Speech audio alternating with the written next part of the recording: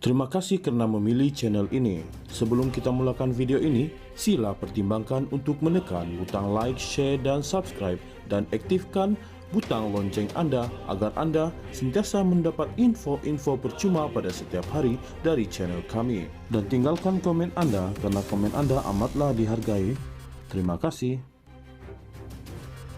Kerajaan telah mengambil langkah untuk menangani kebimbangan yang kian meningkat berhubung kebebasan badan kehakiman dengan memperincikan perlindungan sedia ada yang diperuntukkan undang-undang. Ia susulan perarakan yang dianjurkan Badan Peguam Malaysia semalam bagi mempertahankan kebebasan badan kehakiman. Kerajaan ingin menjelaskan bahawa perlembagaan persekutuan yang jelas untuk menangani salah laku hakim.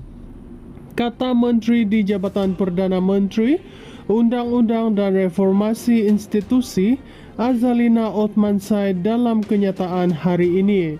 Dia berkata perkara 125/3 dan 4 Perlembagaan Persekutuan memperuntukkan kuasa kepada Yang di-Pertuan Agong untuk menubuhkan tribunal khas bagi menyiasat dakwaan salah laku.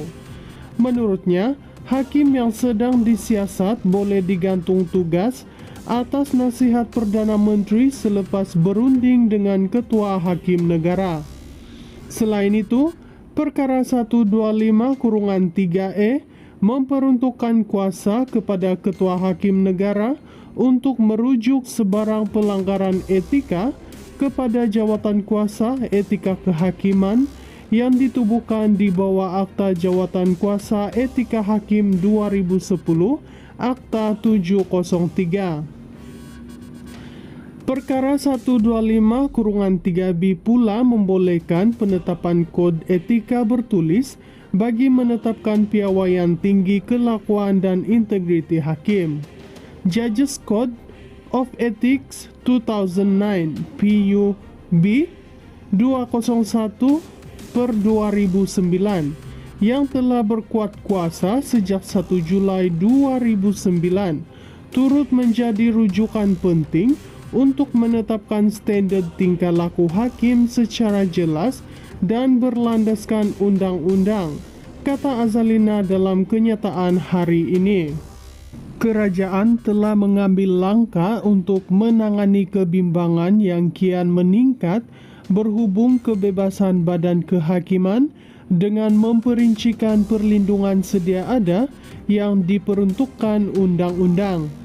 Ia susulan perarakan yang dianjurkan Badan Peguam Malaysia semalam bagi mempertahankan kebebasan badan kehakiman.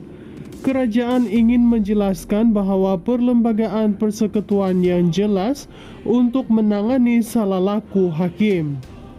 Kata Menteri di Jabatan Perdana Menteri, Undang-Undang dan Reformasi Institusi Azalina Othman Said dalam kenyataan hari ini. Dia berkata perkara 125/3 dan 4 Perlembagaan Persekutuan memperuntukkan kuasa kepada Yang di-Pertuan Agong untuk menubuhkan tribunal khas bagi menyiasat dakwaan salah laku. Menurutnya, hakim yang sedang disiasat boleh digantung tugas atas nasihat Perdana Menteri selepas berunding dengan Ketua Hakim Negara. Selain itu, perkara 125/3E memperuntukkan kuasa kepada Ketua Hakim Negara untuk merujuk sebarang pelanggaran etika kepada Jawatan Kuasa Etika Kehakiman yang ditubuhkan di bawah Akta Jawatan Kuasa Etika Hakim 2010, Akta 703. Perkara 125/3B pula membolehkan penetapan kod etika bertulis bagi menetapkan piawaian tinggi kelakuan dan integriti hakim. Judges Code of Ethics 2009 PUB 201/2009 yang telah berkuat kuasa sejak 1 Julai 2009 turut menjadi rujukan penting untuk menetapkan standard tingkah laku hakim secara jelas dan berlandaskan undang-undang, kata Azalina dalam kenyataan hari ini. Kerajaan telah mengambil langkah untuk menangani kebimbangan yang kian meningkat berhubung kebebasan badan kehakiman dengan memperincikan perlindungan sedia ada yang diperuntukkan undang-undang. Ia susulan perarakan yang dianjurkan Badan Peguam Malaysia semalam bagi mempertahankan kebebasan badan kehakiman. Kerajaan ingin menjelaskan bahawa perlembagaan persekutuan yang jelas untuk menangani salah laku hakim. Kata Menteri di Jabatan Perdana Menteri, Undang-Undang dan Reformasi Institusi, Azalina Othman Said dalam kenyataan hari ini.